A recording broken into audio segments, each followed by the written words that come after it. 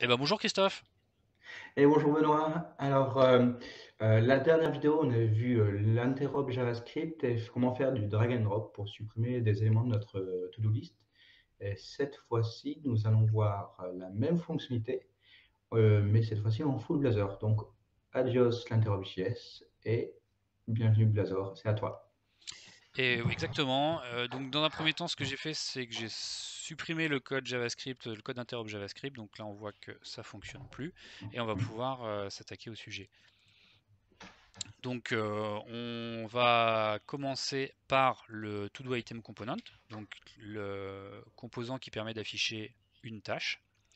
Et sur la balise, la balise LI, la list item, on va faire un on drag start. D'accord. Alors là, je vois qu'on avait mis draggable égale true. C'est ça. Exactement. Ça permet de dire que notre composant, donc ça c'est du pur HTML, ça permet de dire que le composant il est draggable. On a le droit de le déplacer. Très important, on n'oublie pas. Donc, on drag start. Voilà, et en fait ce qu'on va faire, c'est qu'on va faire une petite lambda comme ça, et on va appeler une méthode on drag item start, et on va lui passer l'item courant.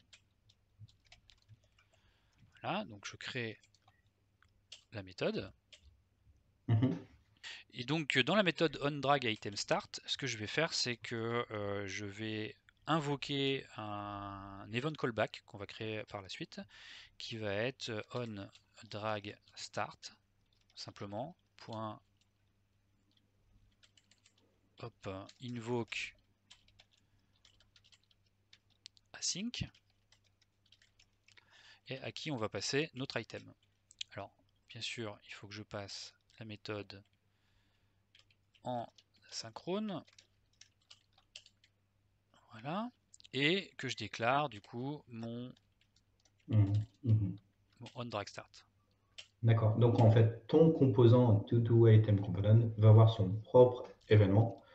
euh, et c'est cet événement-là que tu vas donc invoquer. J'imagine que cet événement, donc le composant parent de celui-ci, en fait, de ton ToDoItem, va s'abonner à cet événement. C'est exactement ça. Donc pour ça, j'ai besoin de le déclarer en public, en propriété publique avec un attribut paramètre, hein. On réinvente pas la roue.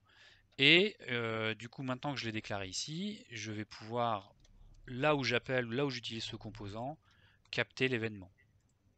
Mhm. OK. Donc Donc, ici, un nouvel attribut, onDragStart, on retrouve. voilà,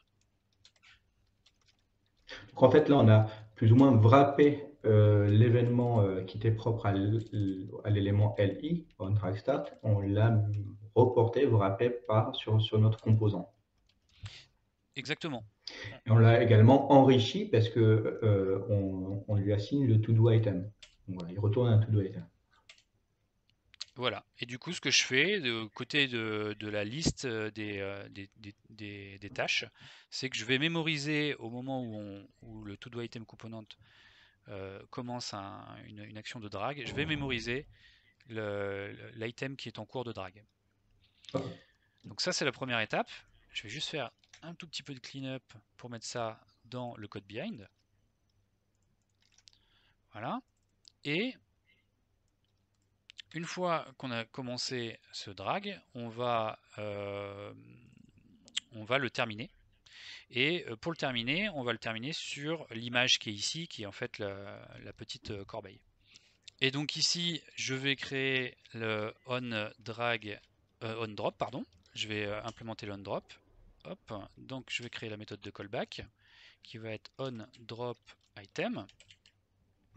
Et j'ai mémorisé mon item dans une variable privée tout à l'heure. Donc la seule chose que j'ai à faire ici, c'est de faire ma to-do list .remove de mon dragged item.id.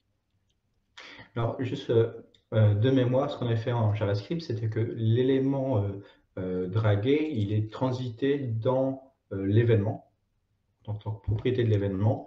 Et là, en fait, c'est plutôt notre composant, là, pour faciliter la lecture, hein, notre composant va mémoriser quel élément draguer Et lors du drop, encore une fois sur notre composant, ben là, on le connaît, on n'est pas obligé d'introspecter, enfin d'aller lire cet événement, et on peut supprimer directement notre to-do, notre item de la to-do list. Tout à fait. On a accès, comme en JavaScript, à l'objet data transfer, mais oui, le choix ici est de dire bah, on va plutôt passer notre objet directement, c'est plus pratique et on va pouvoir le manipuler directement. Mhm. Du coup, là, si je le lance tel quel, ça risque de pas marcher. Tu sais me dire pourquoi peut-être?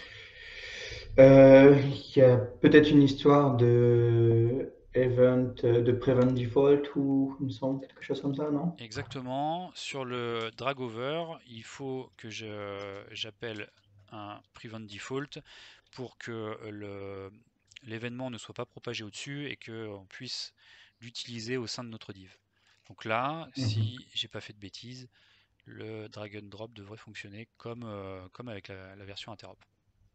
Voilà, et donc maintenant je prends mon item, je le mets dans la corbeille et il disparaît bien. Voilà Christophe, est-ce que ça te semble clair ce que j'ai expliqué? Alors, laisse-moi reprendre. Donc, la première étape, c'est de mettre l'élément qu'on veut soit draguer en draggable true. On fait, on rajoute l'événement on drag start. Là, on envoie, on invoque un événement dont le parent sera abonné pour transmettre justement quel est l'élément dragué. Dans le parent, on est abonné à cet événement. On récupère, bah, voici l'élément dragué, je le mémorise.